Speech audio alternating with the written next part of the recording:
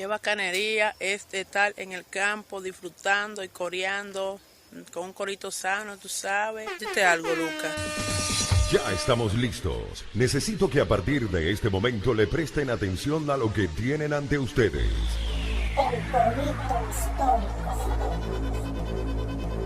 Panas y bellas damas, bienvenidos sean todos a un nuevo episodio de El Corito Histórico, el podcast donde te contamos la historia de Venezuela de una forma amena, clara, concisa y entendible. Es decir, como no te la contaron tus lamentables profesores de historia de Venezuela del bachillerato, que son la razón por la cual terminaste votando por Chávez. Aquí les habla el profesor Javier Lara. Dite algo, Dorian Márquez. Claro que sí, vale. Como siempre, sean bienvenidos a una nueva edición del podcast de la historia de Venezuela. Un podcast donde estamos revisando los acontecimientos y los personajes de la historia venezolana y contándolos en tu idioma, en el idioma de la cotidianidad. Como siempre aquí en un corito sano. Aquí venimos en esta nueva edición retomando un poco el asunto de el bando realista y sus personajes, pero ustedes saben que como siempre a nosotros nos gusta saludar a la gente chévere que nos escucha. Así es. Recuerden no olvidar que este es el podcast que te enseña y si te descuidas también te preña. Y por eso vamos con los saluditos. Háblales tú ahí, Dorian. Bueno, el primer saludo que tengo por ahí es a un gran amigo mío, un muy querido amigo mío que me ha manifestado en muchas ocasiones que se vacila bastante el corito histórico. Incluso se lo recomendó a su mamá y es mi pana Jesús Agostini. Chuma Tatú, el muchacho que me ha hecho todos mis tatuajes. Él está en la ciudad de Buenos Aires, altísimo pana mío. Y bueno, si tú estás en Buenos Aires y vas pendiente de hacerte unos dibujitos, él mismo es. Así que bueno, muchísimas gracias. Él está consecuentemente escuchando el corito histórico y bueno, y se lo vacila. Muchísimas gracias, pana mío, y un gran abrazo. Ah, claro, Chuma, alto pana. Yo lo conocí aquella vez, ¿no? Sí. Claro. Siendo panas. Entonces, bueno, muchas gracias, Manao. Bien ahí y sigue vacilando con nosotros. El segundo saludito que tengo por ahí es a un paisano mío, Manao. Ah, coño. Juan Cabrera. La gente de Carúpano activa. Así mismo, ¿dónde está la bulla Carúpano? Mira, Juan Cabrera está en La Plata, en Argentina. Entonces, bueno, dice que es un carupanero guayanés. Así que somos paisanos doble incluso, porque bueno, yo también tengo mi vaina de comedor de Zapuara. Ah, claro. Carúpano y Puerto Piedra en alta, panas. Exacto. Entonces, bueno, muchas gracias, Juan. Bueno, seguimos ahí revisando y haciendo la tarea para traer los mejores temas y aquí, bueno, interpretarlos siempre de la manera más chévere para que ustedes se lo vacilen. Así que, bueno, como siempre, también recordarles que salimos en todas las plataformas digitales, en Spotify, Apple Podcast, Google Podcast, y también nos puedes escuchar a través de la página web elcoritohistórico.com. Así es. Pero hoy vamos a hablar de...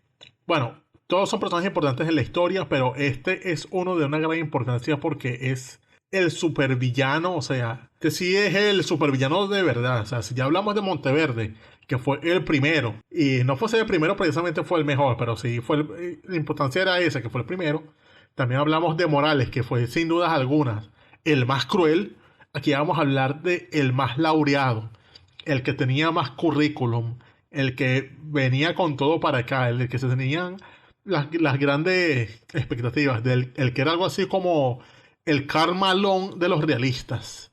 Nada más y nada menos que Pablo Morillo y Morillo, el pacificador. El pacificador. Tú sabes que hay una gente por ahí brava, Javier, porque que tú lo tratas de villano. A Pablo Morillo, mira, si vamos al caso, si era un villano, pero eso es un tema para el corito, para chance a Malmer. Yo voy a hablar de eso más adelante, pero... Ah, bueno, ya ustedes saben, estén activos y pendientes por ahí que eso viene. Fíjate que con Pablo Morillo es un caso muy interesante porque a diferencia de los anteriores de los que hemos hablado, bueno, él es peninsular, no es canario como en el caso de Monteverde, como en el caso de Morales, y forma parte, llega a estas tierras en un contexto en donde él busca retomar el territorio, que esto está hecho lo que llaman un revolú.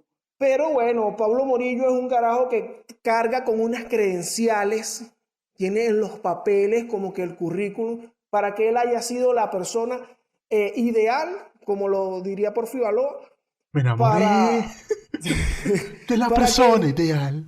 para que le dieran esa tarea de venir a intentar retomar esta provincia. Sí, porque este es un tipo que viene de luchar en las guerras napoleónicas, veterano también de Trafalgar, que le ganó a unos tipos arrechos franceses, es decir, era un tipo que decían, no, si este carajo le ganamos a los napoleónicos, si lo mandas a América, ese carajo puede conquistar esa vaina fácil.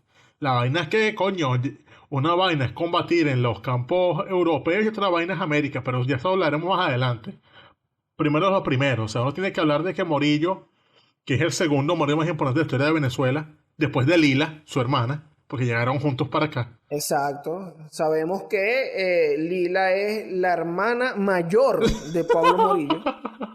Ya ella tenía unos 43 años cuando llegó a Venezuela, cuando vino Pablo Morillo, pero Morillo nace allá en España. No hay un consenso entre los historiadores sobre el origen o el lugar de nacimiento. Uno dice que en la provincia de Zamora, otro en la provincia de Toro. Igual en el año de su nacimiento hay unas divergencias ahí. Pero bueno, nace cerca del año 75 o el año 1773. Sí, hay dudas allí, pero lo único en lo que sí coinciden, que se evidencia, es que el carajo tuvo una infancia difícil, ya que el muchacho, después de una pelea en su pueblo, entre sus 13 o 16 años, eso lo llevó a que el carajo saliera corriendo de allí a alistarse en la Marina Real. Igual que en Monteverde, cuando tocó alistarse, si se fue a la Marina, y de ahí, bueno, ¿cuál es lo que pasa con los marinos? O sea, esa gente tiene un modo de pensar distinto al de las tropas que son de tierra normalmente. Igual que Monteverde, a él lo mandaron a combatir, su primera batalla fue en el sitio de Tolón contra Napoleón Bonaparte. Ya sabemos, lo contamos en Monteverde, que esa batalla se perdió, pero fue una acción importante para él. Y de allí pasó a luchar contra los ingleses en la llamada batalla del Cabo de San Vicente el 14 de febrero de 1797. Aquí lo hirieron a bordo del buque San Isidro. E igualmente en esta batalla cayó preso, pero aún así lo liberaron poco tiempo después. Tras todo esto lo ascendieron a sargento segundo, y después de allí lo mandaron a combatir en Cádiz, una defensa del puerto contra los ingleses, donde aquí ya se ganó el cargo de sargento y ya, y punto, es decir, logró su vaina bien. Pero, lamentablemente, al igual que todos los marinos españoles de su generación, le tocó estar ante ese gran reto y perdición que fue la batalla de Trafalgar del 21 de octubre de 1805, que es cuando la flota española fue destruida casi en su totalidad por el moribundo Horatio Nelson.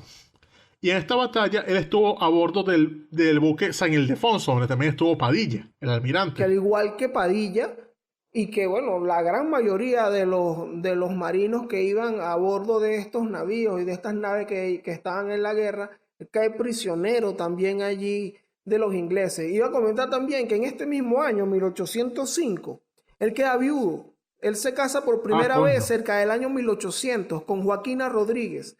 Y bueno, tras 5 años que duró el matrimonio, el hombre enviuda. Y bueno, en esta misma situación, fue un año difícil para Pablo Morillo. Coño, queda viudo, verga, sí, feo, o sea, viudo y preso. Tal cual. Marico, que año de mierda, o sea, ese fue su año 2017, claramente. Ese fue su 2017, así mismo. Sí. Y bueno, lamentablemente, preso, de paso, tras Trafalgar no quedaba armada española, o sea, no había tanto barco para ellos porque todos los destruyeron. Entonces, a él básicamente, él veía como que mierda, me quedé lo más probable es que sin empleo. Cuando lo liberan, él va con esa disyuntiva y dice como que, verga, ¿y ahora qué voy a hacer? Y la respuesta a ese qué voy a hacer se la dio nada más y nada menos que Napoleón Bonaparte cuando invade España. Estos carajos franceses invaden España y entonces es cuando se levantan armas los españoles y dicen, no vamos a calar esta vaina. Y van en masa a alistarse contra el enemigo. Y él se une de esa manera al llamado Cuerpo de Voluntarios de Llerena para combatir a este invasor franchute. Como él tenía experiencia de combate, de una le dieron el cargo de subteniente, mandándolo a combatir en la llamada Batalla de Bailén, donde estos carajos ganaron e hicieron que José de Bonaparte se fuera corriendo de España. Es decir, pusieron a correr al hermano del emperador de los franceses.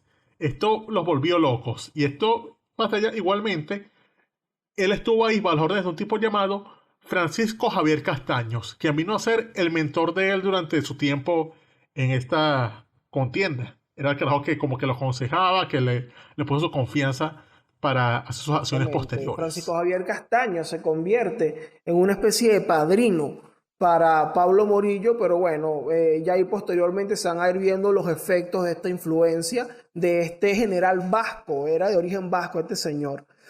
Ahí en medio de la guerra con los franceses, para 1808 más o menos, Morillo tiene como 33 años, porque estamos hablando de un tipo sumamente joven, un carajo que se alista entre los 13 y los 16 años. Ya él ha pasado, llegó a sargento de la Marina y todo esto, pero en este punto, sabes que a él lo envían a hacer, bueno, un trabajo de reclutamiento para propagar la resistencia contra los franceses y todo esto a Galicia.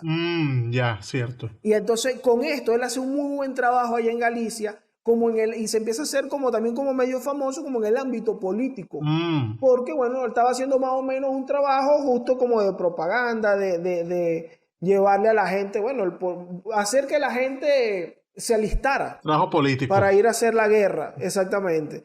Entonces, bueno, con esto, en 1809, a él lo ascienden al grado de capitán. Es correcto. Y entonces el frente de Galicia también lo mandan a combatir a los franceses, esta vez en el sitio de Vigo. Y no precisamente Mortensen. Que siendo panas. Claro, alto pana de ese Vigo. Un saludo desde aquí. En la ciudad de Vigo estaba ocurriendo lo siguiente. Las tropas francesas estaban ahí siendo sitiadas por las españolas. Y los carajos estaban ya a punto de rendirse, pero los carajos ponían de condición para rendirse que tenían que recibir a un oficial español de alta graduación para dar su rendición, porque de esa manera era como la única forma de salvar los papeles. Y de esa forma es cuando Morillo llega allá y los soldados le dicen: mire, capitán, nosotros vamos a ascender a usted a coronel para que de esa forma sea un oficial de alta graduación el que rinda a estos franceses. Y de esa forma le dijeron: bueno, vaya ahí con este cargo de coronel y rinde a esta gente. O sea, el carajo fue con todo ese prestigio, rindió a los franceses esto fue como su cumbre de gloria. Pero la gloria para él todavía era que le faltaba, porque esto fue solo el principio. Ya que a los pocos meses le tocó, en junio de 1809, enfrentarse a la mano derecha del emperador de los franceses. Del 7 al 9 de junio de 1809, le tocó enfrentarse a una avanzada comandada por un hombre conocido como el mariscal Michel, no precisamente el buen non, sino Michel Ney.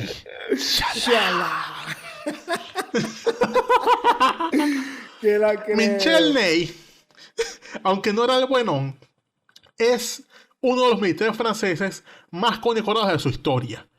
Y este carajo había ocupado la ciudad de Santiago de Compostela. Y le tocó enfrentarse a él en una batalla conocida como la batalla del Ponte Sampaio, o, para los que hablamos este rico idioma que es el español, la batalla del Puente Sampaio. ¿Qué era esto? Un puente en el cual se comunicaba Compostela con otras zonas de Galicia. Entonces, la labor aquí de Morillo era evitar a toda costa que las tropas de Ney cruzaran para apoderarse del resto de la provincia. Y efectivamente lo logró. Los carajos a sangre y fuego evitaron que los franceses pudieran avanzar. O sea, estuvieron ahí recibiendo tiros de estos carajos, pero bajo ninguna manera lograron que los carajos entraran al puente. O sea, los carajos no pudieron llegar de ninguna forma. Y de esta manera, Ney, al ver resistencia, que era inútil seguir avanzando porque no había manera, le tocó devolverse, retirarse. Y lo más arrecho es que en la retirada, o sea, esta retirada trágica le tocó, cayeron más soldados en la retirada que en la misma batalla, porque había un severo acoso de guerrillas españolas contra los ejércitos franceses. Entonces fue una vaina que perdió en la batalla y perdió en la retirada. O sea, perdió de cualquier forma. El carajo salió de allí humillado. Es decir, Pablo Morillo acababa de volver nada al general francés más arrecho después de Napoleón. Esto hizo que el carajo lo llamaran a partir de entonces el León de Sampaio. Hizo que se retiraran los franceses de Galicia. Era él. Un tipazo, Pablo Morillo. Incluso hablando del León de Sampaio, que hay un cuento que ocurre antes de esta batalla, que es cuando él va de Sevilla a Galicia. Esto bordea las fronteras con Portugal y ahí lo atrapan unos portugueses y lo acusan de espionaje y se lo pensaban llevar preso a Braga. Entonces hay un relato de un cura de la época que dice que estaba allí en el sitio, que comenta que Pablo Morillo desenvainó su espada y dijo que él prefería morirse ahí a que se lo llevaran preso para ningún lado, porque claro, él iba a hacer su misión, el tipo era un patriota y iba a cumplir su misión, pues. Y los tipos quedaron, fue loco, el gobernador del sitio y todo eso quedaron, y la gente que está alrededor quedó, fue loco y que mira, pero este tipo, no, bueno, vamos a tener que matarnos aquí. Coño, los malandreos. O algunos van a morirse y si no, y al final van a matar a usted y todos los que estamos aquí estamos dispuestos a morir.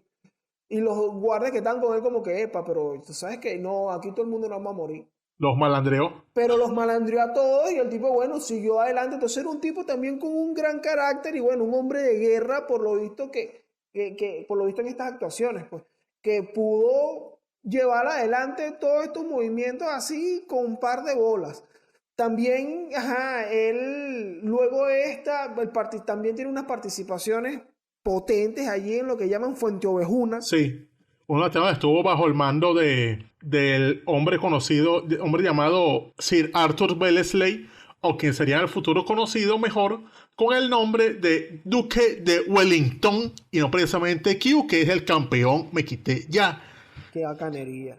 Exacto, qué bacanería. Pero entonces este Wellington, que no tampoco es el periquero famoso aquel, Sir Arthur Wellesley es un carajo que condujo la guerra en España de una buena forma, porque de paso le tocó en el año 1912 un cambio de la guerra, porque Napoleón pasó las tropas que tenía en España a otra asignación, que era el llamado Frente Oriental, que es cuando Napoleón quiso invadir Rusia en el año 1912. Este carajo regresó sus tropas para invadir esta zona, y esto hizo que los carajos hicieron fiesta porque dijeron, coño, hay menos gente aquí, vamos a hacer una ofensiva para ganar esta vaina. Y esto a su vez causó un problema por Napoleón, porque claro, se llevó esa poca gente de España a Rusia. En Rusia no le fue bien, la gente se fue congelando entre los muchos peos que pasaban allí, entre la guerra, los fieros que eran los rusos, el frío, el hambre. El carajo empezó a culipandear. Y mientras los carajos se iban yendo de Rusia atemorizados, desde España los iban expulsando. Y ocurrió también que en el año 1913, en junio, Morillo gana en la batalla de Vitoria, que es cuando el carajo comandando derrotaron a las defensas francesas. Y aquí es cuando Arthur Wellesley lo asciende a mariscal de campo, porque era un hombre de confianza del tipo. O sea, Wellesley dijo, no vale, este carajo es un duro, este tipo yo tengo que tener a mi lado. Es más, tú vas a ser mariscal de campo y te vas a unir conmigo para invadir Francia. Y coño, tremendo peo para un carajo que venía de ser voluntario. Claro, exactamente. Incluso eso es interesante e importante porque estamos hablando de un carajo que viene de un regimiento de voluntarios. Y antes del regimiento de voluntarios, en su carrera de marino, este tipo llega a sargento porque él no entra en la escuela de guardiamarinas como lo haría, por ejemplo, Monteverde, que llegó a capitán de la marina y todo esto, sino que él entra como para el servicio, a servir, simplemente. Entonces, él llega a sargento y no tiene cómo ascender desde ahí, pero luego entra al ejército de tierra como voluntario y también como que, bueno, aquí sí le tienen que respetar sus actuaciones en la guerra, más allá de si entró en una escuela o no. Como en el caso de la escuela de guardia marina. Coño. Entonces, el carajo logra llegar, es muy representativo Chapalante. el hecho de que el carajo llegara que llegara a mariscal de campo, porque estamos hablando de un tipo que está haciendo su trabajo como era. Coño, muy arrecho. Y efectivamente, como mariscal de campo, le tocó el sitio de Navarrense conjunto a Wellesley. Y aquí en Navarrense es cuando él se entera, ganando la batalla, de que Napoleón ha abdicado en Fontainebleau el 6 de abril de 1814. Es decir, ya ahí el carajo como que coño, ganamos esta vaina, logramos por fin resolver este peo, ya todo se resolvió, coño, valió la pena toda esta locura, toda esta vaina. Sin embargo, aquí no terminó su carrera, ya que tras la derrota de Napoleón vino lo que se conoce como la restauración borbónica, a cargo de Fernando VII como monarca. Y esto era nada más y nada menos que poner orden en la pea en todo el territorio español, incluyendo América. Esto es lo cual hacía que él quisiera retomar el continente en su totalidad. Entonces él decía como que, Fernando VII decía, coño, yo estuve ausente y entonces este continente está peo, esa vaina de norte a sur está vuelta a nada. Se necesitó reunir un ejército ahí, el cual sea comandado por un tipo idóneo, un tipo que sea capaz, un comandante, un general, un tipo que, como esto hace en América, esto es un camino largo, tiene que ser un carajo que demuestre que no se va a morir en el camino, que el América no lo va a afectar mucho, un tipo que de verdad tenga que ser, y ese hombre tiene pinta de que es alguien que con un apellido que empieza por M y termina en Orillo. Exactamente. La entrada también de Pablo Morillo aquí como jefe de la expedición que vendría a América a intentar retomar el territorio, también tiene mucho que ver con este señor que mencionamos hace rato, Francisco Javier Castellano, que se convertiría como en su padrino, en su mentor. Cuando Fernando... Castaño, exacto, y que Francisco Javier Castellano es un jinete, mano, del... Esos para pocas de Pismo del futuro, panas. Francisco Javier Castaños también es quien postula el nombre de Pablo Morillo, porque sabes que es el 1 de julio de 1814 cuando Fernando VII decide, mira, aquí vamos a reorganizar el ejército formalmente.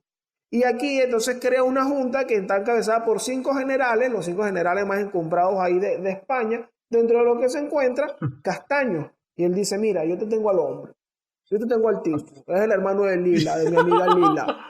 ¿Quién? Pablito. Pablito Morillo es el hombre que tal. Y entonces ahí es donde, bueno, el 14 de agosto de 1814 nombran a Pablo Morillo jefe de la expedición que, según la información que se les había dado a todos los que iban a la expedición, iba hacia el río de la Montevideo, Plata, a pacificar las provincias del río de la Plata en Montevideo, exacto. Pero a él le dijeron claramente desde un principio, mira, sus hombres creen que usted va a Montevideo. Ellos creen que van a llegar allá, van a comer dulce de leche, van a comer bistec, nada de eso.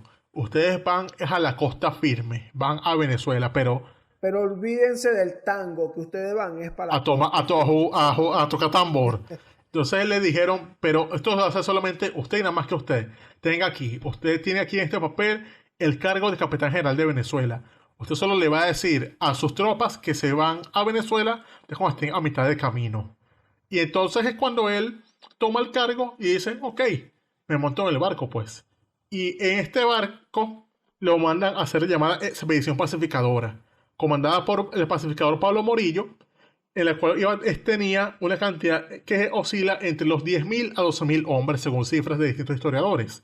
Pero esta expedición lo que sí tenía claro era que constaba de 42 buques de transporte y 5 barcos de guerra, zarpando en febrero de 1815. Sí, cabe destacar también que en esta expedición venían tipos cuyos nombres son familiares, lo hemos mencionado incluso en muchos episodios del Corito Histórico. Por ejemplo, acá con Pablo Morillo, entre toda esta gente venía un carajo llamado Salvador Moxó, que fue quien queda como capitán general en Venezuela mientras Morillo está en Colombia.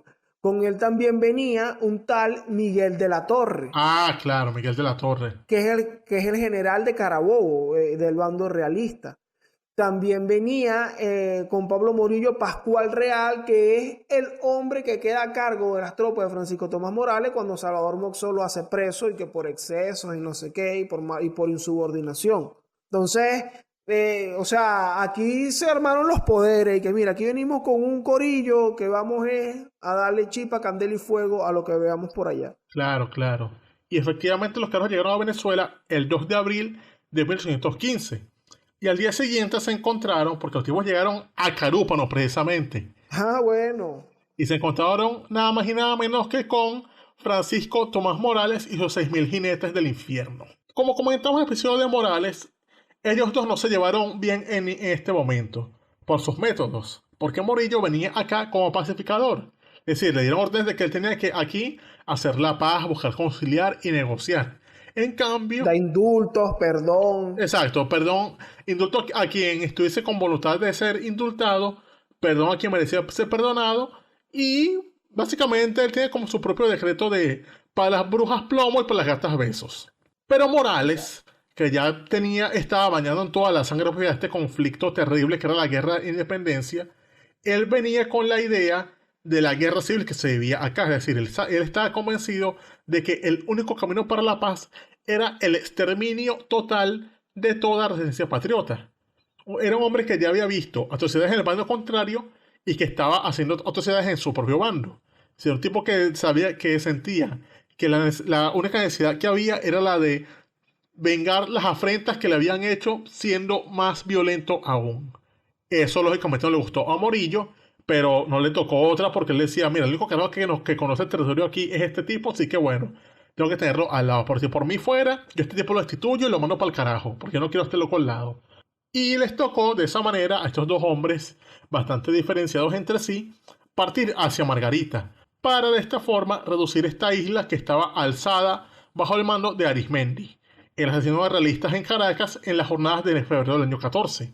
No sé si se acuerdan de este cuento de cuando Arismendi mandó a matar a todo español que se viera en Caracas desde el 12 de febrero en adelante hasta más o menos el 20. Que dijo que no gastaran, para que iban a gastar bala en eso si lo podían pasar cuchillo. Exactamente, ese es Arismendi, un tipo que mandó a matar gente, no con balas, sino con cuchillos, con piedras, que quebraran a esa gente a golpes si era posible. Ese era Arismendi, un tipo bien cruel.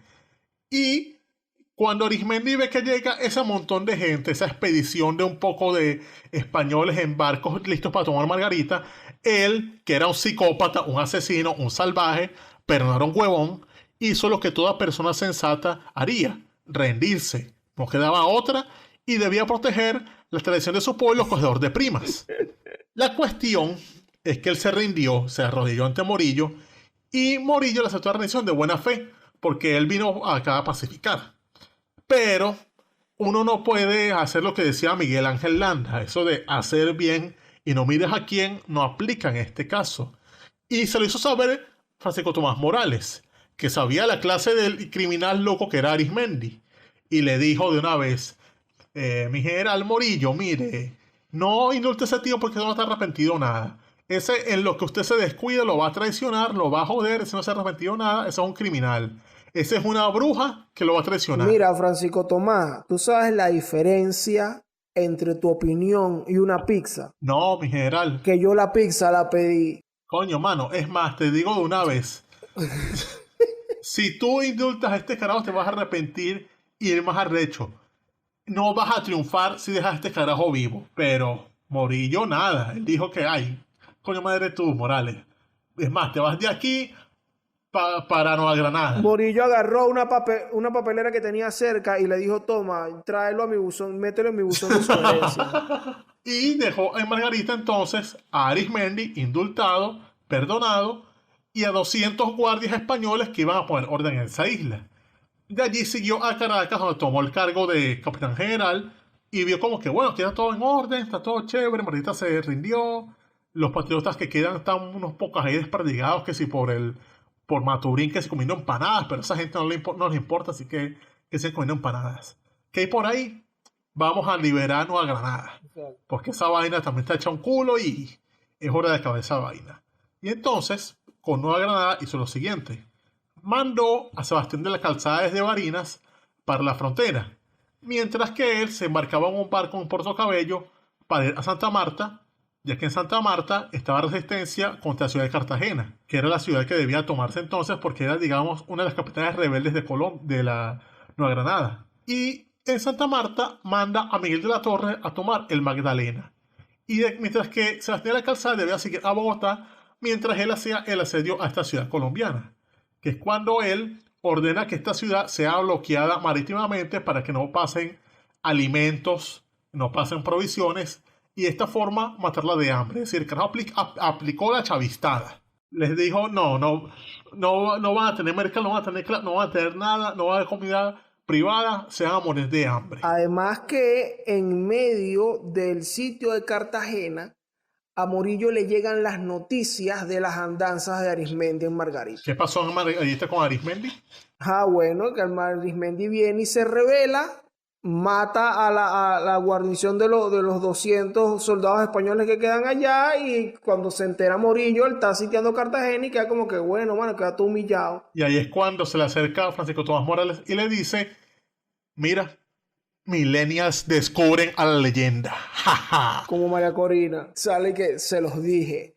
Exactamente. Y bueno, entonces aquí Morillo cambia radicalmente como que, ¿sabes? Esta política con la que él llegó, que estamos hablando de que él vino a pacificar, y viene Arismendi y lo agarra como dirían, lo agarran de mojiganga, y entonces él dice, no sea marico usted. Entonces se ensaña con Cartagena, logra tomar Cartagena, sigue hacia Bogotá, y aquí ocurre cuando lo que llaman el régimen del terror. El terror granadino, es correcto. Que es cuando entra en Bogotá con 5 columnas y tras meses de combate, el tipo incluso entró incógnito a la ciudad, o sea, él no quiso homenajes ni nada. Él entró como cualquiera y de repente apareció ahí como, ajá, yo soy el jefe.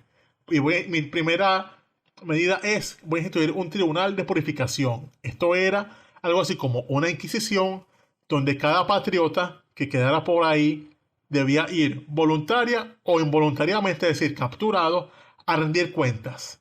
Y en base a sus fallas se vería si este hombre debía hacer sus faltas a la corona, sea con multas en dinero, propiedades, con destierro, trabajo forzado, prisión o directamente con su vida. Es decir, era una vaina perder. O quedabas pobre o quedabas exiliado. Y aquí las víctimas fueron varias. El carajo se dedicó con un enseñamiento claro contra la élite patriota de las Provincias Unidas de Nueva Granada. Aquí empezó a matar gente. O sea, mató a tipos como Antonio Villavicencio, a Camilo Torres, Tadeo Lozano e incluso al sabio Francisco de Caldas, aquel sabio botánico neogranadino, el cual se le fue a pedir el indulto. O sea, la ciudadanía de Bogotá manifestó para que ese hombre fuese liberado e indultado porque era un sabio, un científico, y Pablo Morillo dijo que no. Dijo más bien, para cumplir la sentencia de muerte, España no necesita sabios, y le ordenó que lo fusilaran por la espalda. Tú sabes que sobre esta actuación de Morillo en Bogotá y todo este régimen, O'Leary Sí. dice que la actuación de Morillo en Bogotá le hizo más daño a la causa realista que cualquier derrota que le pudieran haber propinado los patriotas. Claro, porque fue una cosa cruel. O sea, el tipo se dejó llevar por las pasiones. Es más, un ejemplo de esto es que el carajo ejecutó en todo el virreinato de Nueva Granada un total de 96 sentencias de muerte en su mandato. Y de esas 96 sentencias, 58 fueron solamente en Bogotá. O sea, mató 58 patriotas reconocidos, se los pasó por el pico. Pero aún así, tuvo problemas aquí. Porque el virrey en funciones de la Nueva Granada, un tipo llamado Francisco Montalvo, lo acusó de extralimitarse en sus funciones. Porque él estaba planteando Morillo unas reformas en el ejército, en la economía y en las obras públicas. Se estaba metiendo con el trabajo del virrey. Él decía como que, mira, está bien que tú masacres patriotas bogotanos, pero a ti no sé que no se te ocurra poner a tu gente a recoger basura y meter las rentas. Eso no.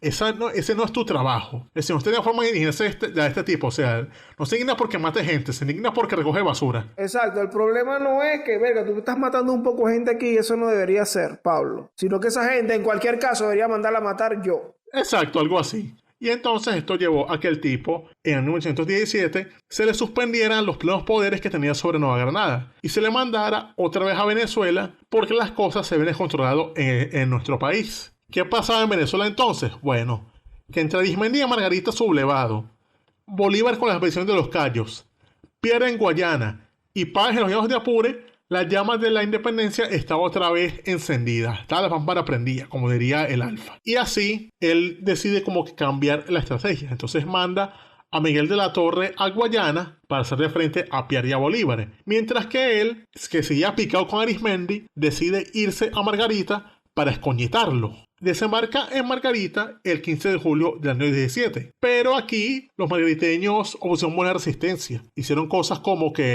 por ejemplo, la mítica batalla de Mata 7, en la cual logran derrotar a un ejército realista, porque esta gente como que el piñonato y el patricio les daba poderes. Pero aún así, este Morillo logró sobreponerse a todo eso y conquistó la mayoría de la isla. Sin embargo, no logra capturar a Arismendi, lo cual lo frustraba. Y de paso, su esfuerzo era inútil, dado que mientras él está entretenido en Margarita, se enteraba de que en enero del año 17, Miguel de la Torre había sido derrotado por un tal José Antonio Páez en la batalla de Mucuritas. Y esta batalla lo que logró fue que Páez se apoderara del llano, era el señor de los llanos.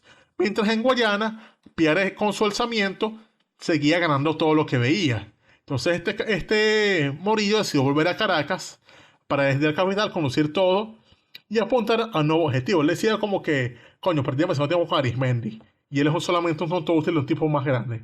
Hay que ir por el jefe verdadero de esta vaina. El objetivo es Simón Bolívar. Y así es cuando el Carlos se enfrenta a Bolívar en varias batallas. Una batalla donde perdió contra Bolívar fue la llamada Batalla de Calabozo, el 12 de febrero de 1818, que es donde escapó por pura leche. O sea, Bolívar estuvo a punto de agarrarlo. Pero el carajo por pura suerte logró escapar y llegó a la capital otra vez. Pero más tarde le tocó ir el 16 de marzo a enfrentarse a Bolívar en un sitio llamado el Río Semen. Ay, papá. Tú sabes que aquí, según lo que hemos visto en los últimos episodios, todo mariscal de campo tiene que pasar por la batalla del río Chico, Semen. pero ¿por qué será? Vale. Ay. Entonces, bueno, aquí el mariscal de campo, Pablo Morillo, le tocó ir a la batalla del río Semen o la tercera batalla de la Puerta, porque el río Semen resulta que queda en el estado Guárico. En la Puerta, ya. Exactamente. Entonces, en la tercera batalla de la Puerta, como en todo el historial de la batalla de las Puertas, el ejército realista tiene éxito. Sí, pero en este caso, Morillo tuvo éxito a costa de algo muy grave, que fue su propia salud, ya que en esta batalla lo hirieron de un lanzazo muy fuerte, el cual lo tuvo en cama un buen tiempo. Y a pesar de este éxito, su campaña empezó ya a hacer aguas, porque entre el reposo que le tocó por las heridas y también las tropas propias que estaban agotadas por el ritmo de la guerra, no solamente por la guerra, sino porque aquí empezaron como a hacer aguas porque el clima no estaban acostumbrados, el entorno, de paso empezó la sesión de lluvias, lo que no tuvieron que parar, o sea, dijeron, no, voy a parar un momento, que la guerra la hagan los demás mientras yo descanso porque coño, estoy forzándola demasiado.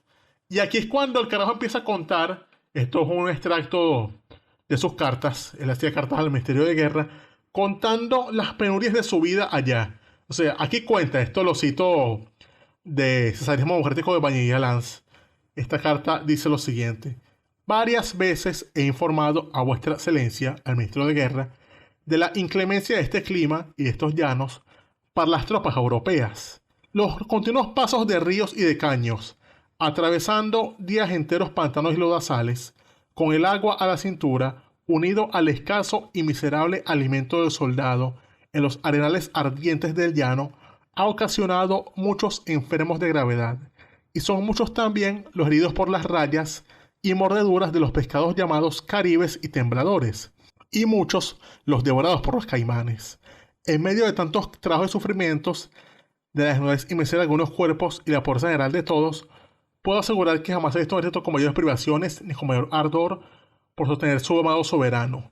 Y también cuenta: la infantería europea que vino conmigo a Apure se ha disminuido en muy pocos días de marcha a una tercera parte por las calenturas y las llagas, quedando el resto débil y sin fuerzas para continuar la fatiga en algún tiempo, no tanto por el sufrimiento de los ardores del sol y merced constantemente por barrizales y agua hasta la cintura, como por la falta de alimento que nunca ha sido más que carne, sin sal, muchas veces, y siempre con la toda clase de recursos. Es decir, estaba contando aquí que los tipos están peor alimentados que un reservista. Así mismo, bueno, o como un soldado ahorita que estaban comiendo básicamente lo mismo.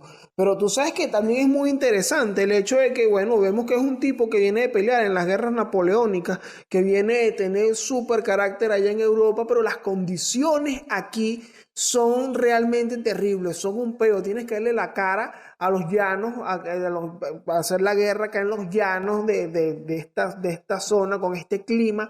Y lo peor es que estás peleando contra unos tipos que están ahí sentados relajados, no matan plagas, se comen la carne del caballo relajado. Sí, estamos hablando de que se tuvo que enfrentar a unos llaneros que comían la carne cruda con un poquito de sal, que los carajos iban sin camisa, casi que en interiores, en un caballo, con una lanza en una mano, arrienda en la otra, y cuando iban a combatir se paraban sobre el caballo, te lanzaban la lanza, después se tiraban a cuchillo con ñaciate, y si los herías, los tipos eran capaces de curarse con algo que llaman aquí las cocuiza, es decir, casi que se echaban matas para curarse las balas, para curarse las heridas de bala, y frente a eso estaban estos soldados todos famélicos, muriéndose de calor, a los que las piernas los dejaban quietos, que estaban ya como que, mamá, yo no quiero ir para el río, mamá, necesito jamón serrano.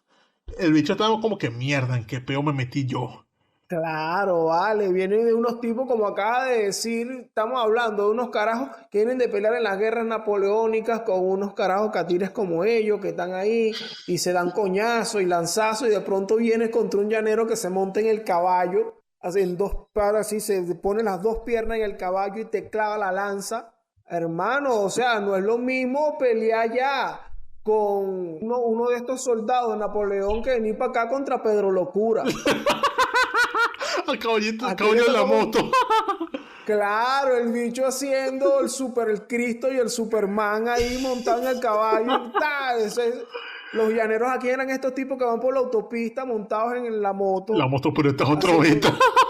haciendo motopirueta, ¿vale? Vienen con unas lagras que hacen motopirueta. Claro que Pablo Morillo pasó trabajo y bueno, aunque ganó ahí en la batalla de la Puerta y todo esto, las condiciones del ejército realista, aunque ese refuerzo funcionó para extender un poco más la guerra, ellos van a ir decayendo y necesitan un respiro de alguna manera. Claro, pero él tenía un plan en el año 1919 que era hacer su campaña para enfrentar a Bolívar en un combate único al estilo de Waterloo, es decir, ganarle a Bolívar una sola batalla y ahí ganar todo.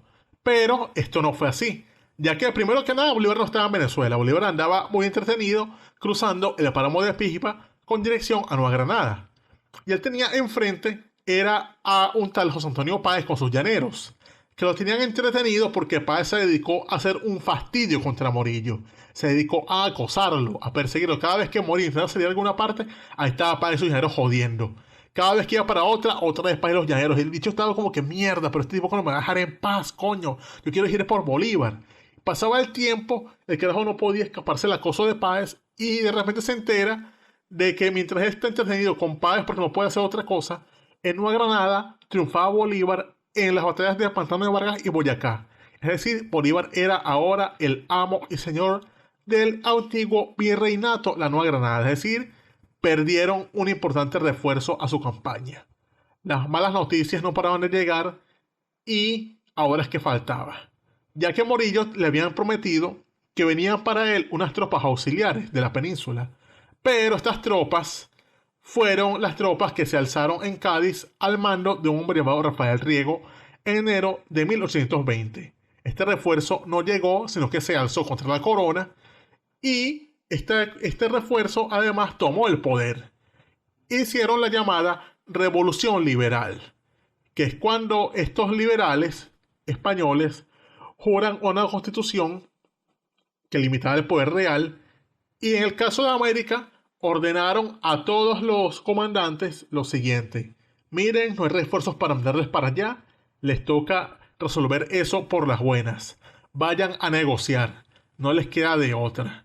Y Morillo, que lo que tenía era tropas cada día más famélicas, cada día más escoñetadas, le tocó sentarse. Y en noviembre del año 1820 empezó a negociar y de esta manera Colombia empezó a ser reconocida como una nación beligerante. Si ya no se trataba a los patriotas como unos rebeldes, como unos bandidos, no, ya eran una nación. Y así es que empiezan a negociar y se pacta un armisticio el día 25 de noviembre de 1820, que es cuando Bolívar se encuentra con Morillo. Pero Morillo tenía de Bolívar la idea de que el tipo era, no sé, un Avenger, que Bolívar era el Capitán Colombia, un tipo todo papeado, yuca, algo así como el Huaycaipuro de la autopista, el Huaycaipuro ese que pusieron ahí donde estaba el Texcolón. O sea, un bicho todo Imaginaban papeado. a Bolívar como Jason Momoa. Exacto, pero lo que llegó fue Jason mamao, porque Morillo, él dijo, miren, nos vamos a encontrar con Bolívar, le dijo a sus tropas, miren muchachos, necesito que ustedes vayan bien emperchados, que se pongan las botas que compraron por J.R. Petare, vayan bien emperchados porque nos vamos a encontrar a un tipo así que impresionarlo. Y cuando el carajo llega a Trujillo todo emperchado, se dice como que bueno, ¿quién viene ahí? ¿Quién es ese bicho ahí montado en una mula con una guerrera toda fea azul? ¿Quién es ese? Y alguien le dice, mire, mi comandante, ese es el general Bolívar. ¿Qué? Ese bicho que está en una mula, con una levita azul toda fea. Ese es el tal Bolívar que me ha estado sacando canas verdes. Ese carajo todo mal vestido, todo enano en una mula. No joda, vale, tremendo chasco. Sabes que, bueno, en este marco del armisticio y el tratado de regularización de la guerra, cuando ellos se encuentran, que ocurre el famoso abrazo entre Bolívar y Morillo, esto fue un verdadero corito Sí, será un sano. corito sano porque los carajos durmieron bajo el mismo techo. Claro, se puede hablar del primer corito sano entre las dos fuerzas que estaban peleando allí, porque a eso durmieron al mismo techo, comieron un banquete, hicieron unos brindis. Brindaron. Brindaron seguramente con fructuja de osado y anís el mago. Costoso. Claro. Exactamente. Entonces, chavo, ahí de verdad que este evento aquí en Santa Ana de Trujillo fue bastante importante, además de haber generado este hecho histórico, este encuentro histórico, del que ellos acordaron en ese momento levantar un monumento que en este momento existe y se encuentra en pie, que es una estatua de ambos. Sí, una pirámide y una estatua. Entonces ellos pusieron allí la primera piedra de una pirámide para honrar ese día en el cual las tropas patriotas y españolas finalmente pudieron llegar a un acuerdo, concordar que la matazón debía llegar a su fin, ya que estaba en Trujillo, donde se había firmado años antes el decreto de guerra a muerte, y con este tratado de resolución de la guerra ponían fin a eso, o sea, hacían ya la guerra como una cosa humana, donde se respetaban las vidas del contrario, donde ya eso de españoles y canarios se dejaba atrás, donde ya se reconocía al oponente en vez de como alguien al que se debía exterminar, como una persona real a la que tenía derechos. Cabe destacar que aquí estaba Antonio José de Sucre en este corito sano. Es correcto, Sucre estaba como comisionado del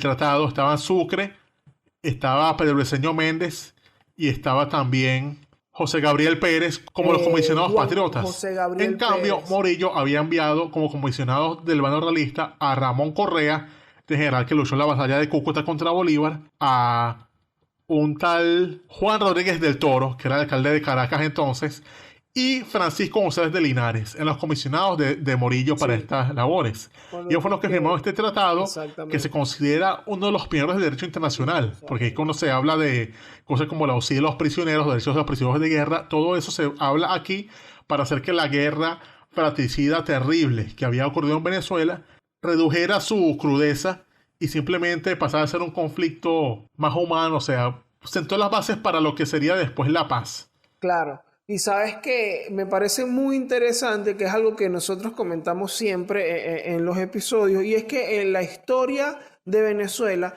y la historia de España es como dicen de los apartamentos, que lo que hacen arriba se siente abajo.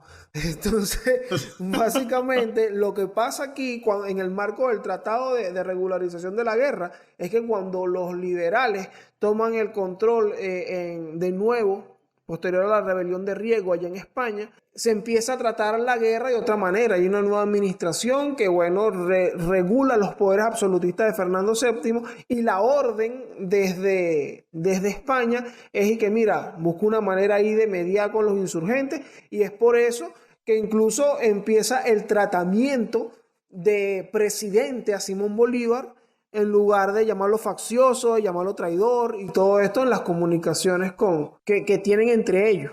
Y este tratado fue además la última acción de Morillo en este continente, ya que él estaba ya bastante chacoso, o sea, entre todo lo que había relatado del horror de la guerra, más el problema del lanzazo que recibió en la batalla de la Puerta, el carajo ya estaba como que, verga, no, ya no puedo seguir. Y él decidió pasar a retiro. Y ya igualmente la guerra estaba perdida. Decía como que, coño, ya yo aquí no voy a seguir. Lo que contamos en el episodio sobre la batalla de Carabobo. Él sentía que la prudencia era nula, él dijo, no, ya hasta aquí llego. Y al día 17 de diciembre de 1920 se embarcó con destino a España y le dejó el cargo de capitán general a Miguel de la Torre. Y en España, él siguió metido en la historia, porque fue después capitán general de la Castellana Nueva y estuvo muy involucrado en los acontecimientos políticos de su nación dentro de lo que era el bando liberal, porque aquí hubo más guerras en España, más problemas entre liberales y absolutistas. Triunfó el absolutismo otra vez en el año 1923 y en este año él tuvo que partir a Francia exiliado. Volvió el año de 1830 y aquí se lo dio otra vez un cargo. Este es el capitán general en Galicia hasta que renunció. E igualmente estuvo también, según el recuerdo, en varias comisiones de negociación con la nueva República de Venezuela para reconocer a Venezuela como nueva nación. Él estuvo en varias comisiones viendo que si a Sublet que si a Fermín Toro, toda esa gente la estuvo viendo. Sí, esos coritos sanos existieron. Posguerra, él se vio con Urdaneta en España. Urdaneta se quedó en su casa. O sea, son eventos bastante curiosos bueno, de dos carajos que estuvieron haciendo la guerra. Que con Morillo es muy interesante porque, bueno, es un carajo que tuvo mucho honor durante la guerra. Bueno, mucho honor dentro de lo que cabe como hombre de guerra. Fuera de todas las masacres que cometió, pero de que fue como serio de alguna manera, que por eso, bueno, también Bolívar como que lo consideró y tal, y ahí siguieron adelante, pero bueno, sí, él estuvo involucrado. Sí, era un jefe militar que se ganó el respeto, o sea, que tenía autoritas ante sus enemigos. Exacto. Si sus enemigos sí, lo veían como enemigo, pero lo veían como un tipo con el que se podía tratar. Si no era alguien como, por ejemplo, Morales, a quien no respetaban, a quien siempre vieron como un carajo despreciable. No era tampoco como Soto, al quien también veían feo, y mucho menos era el trato que se tenía a Antoñanzas, que era un trato de psicópata, Claro. muy trato que se tenía a Bobes, sino que era un tipo que ellos decían, no, con él se puede hablar por lo menos, y efectivamente, se puede hablar tanto que con él acordaron el fin de las hostilidades. Tal cual. Y finalmente, Morillo falleció en julio de 1837, dejándonos este legado en este tratado y también o sea, su vida fue interesantísima. O sea, un carajo que pasó de ser un marino derrotado en Trafalgar a ser el líder de un ejército capaz de detener a Michel Ney en Galicia y que luego de todo este prestigio es el elegido para combatir a los patriotas americanos en su campaña pacificadora, que a pesar de sus excesos fue respetado por los patriotas. Es decir, la dimensión de Morillo para la historia de Venezuela es una cosa de carajo, es un protagonista importantísimo de la historia. Sí. Desde el bando derrotado uno dice como que verga, pero era un tipo como que mierda, loco, este tipo es arrechísimo. Claro, el tipo tiene unas dimensiones de prócer para España incluso, porque participó en muchos eventos importantísimos de todas las guerras que libró España, bueno, durante las guerras napoleónicas y en adelante, y luego venir a representar a España para intentar pacificar el continente. Morillo de verdad tiene unas credenciales y una vida bastante interesante, bueno, que como hicimos acá, vale mucho la pena revisar.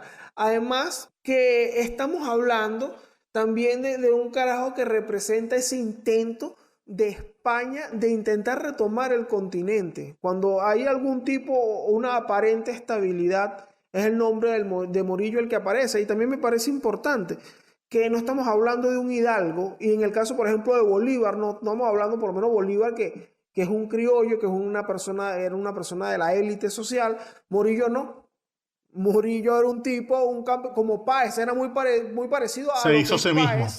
Tiene muchas semejanzas allí en cuanto a origen y en la forma de ser y cómo se desenvolvió su vida. Y bueno, eso, hombres que se hicieron a sí mismos. Interesante, muy fino, interesante Morillo. Claro, y es claro. uno de estos jefes realistas que no ha dejado como conclusiones chéveres, por decirlo así, dentro de lo que cae, que bueno, es un tipo bastante serio que tenía la consideración de sus enemigos, echado para adelante. No era un demagogo, como por ejemplo lo fue Monteverde. Tampoco era un psicópata como lo demostró ser Morales. Sí, era un tipo que se ganó el respeto de todos porque dijeron, no, man, que sea el tipo se comunica, un tipo que come con cubiertos, que es capaz de hablar, que es un tipo que le puede sentar y acordar algo. No es un psicópata al cual tienes que exterminar a juro porque si no lo matas, él te va a matar. Un dato curioso, ¿sabes que él fue nombrado Marqués de la Puerta? Sí. Y tenía otro título nobiliario. Conde de Cartagena. Conde de Cartagena. Y me parece curioso que bueno, estos títulos luego pasaron a su descendencia, que en adelante llegaron a ser embajadores y formar parte de cuerpos diplomáticos. Incluso en los centenarios de la guerra en América, sus descendientes bajo el título de Conde de la Puerta, Conde de Cartagena y Marqués de la Puerta, formaban parte de eventos conmemorativos sí, de la en guerra. centenarios y bicentenarios estuvieron invitados, es correcto, sí. Hay un dato por ahí, no me acuerdo dónde, pero tengo entendido que fue un centenario de independencia que invitaron a un descendiente del conde de la Puerta, del conde de Cartagena a Venezuela y, oye, es como chévere, pues, o sea, un descendiente de Morillo aquí, Muy como verga. simbólico y representativo, claro, y más en conmemoración a los 100 años de un evento como fue la Guerra de Independencia. Sí, Pero bueno, mira, vacílate que la vida de Pablo Morillo de verdad me pareció bien interesante y si a ustedes les pareció interesante, diles ahí lo que tienen que hacer, mano. bueno, tienen que, si no están suscritos, suscribirse a nuestros canales, sea su servicio de streaming preferido, sea en Spotify, sea en Evo, sea en Anchor, o el canal de YouTube de Daniel Lara Faria, donde estamos saliendo casi todos los días acordados, sea entre viernes y domingo. E igualmente, si tienen alguna sugerencia, si se sienten bien respecto a esto, pueden comentar, dejarnos sus comentarios que son importantes para nosotros. Otra cosa por allí es que si quieren más información sobre este gran personaje, en la descripción del episodio están las fuentes que utilizamos, donde hay muchísima información, es muy amplia información, muchas no las pusimos aquí, pero si quieren saber más, entren a esos enlaces o busquen los libros que dejamos allí, que ahí hay muchísima información extra de este personaje y demás. E igualmente pueden irse a nuestra cuenta en Instagram, el corito histórico _, donde hay mucho contenido extra de nuestra parte. Y desde aquí también pueden por esa cuenta hacer preguntas sobre temas del futuro, cosas que podremos responder en los chances de Mael, en temas cortos. E igualmente también pueden seguirnos en Twitter, nuestras cuentas están abajo en la descripción. Y creo que eso es todo, ¿no es así, Dorian? Claro, así mismo, y ahí se los dijiste todo, Manao. Importantísimo, me parece muy importante el hecho de que revisen ahí la descripción, porque personas que quieran corroborar que nosotros estos carajos hablan mucha huevona, o ver, ampliar mucho más sobre estos temas, allí nosotros les dejamos los enlaces y también el nombre de los libros y todo lo que usamos para preparar este contenido. Así es, así es, así es. Pero, en fin, panas, este fue el corito histórico de Pablo Morillo, el pacificador. Me quité ya. Y sale 58.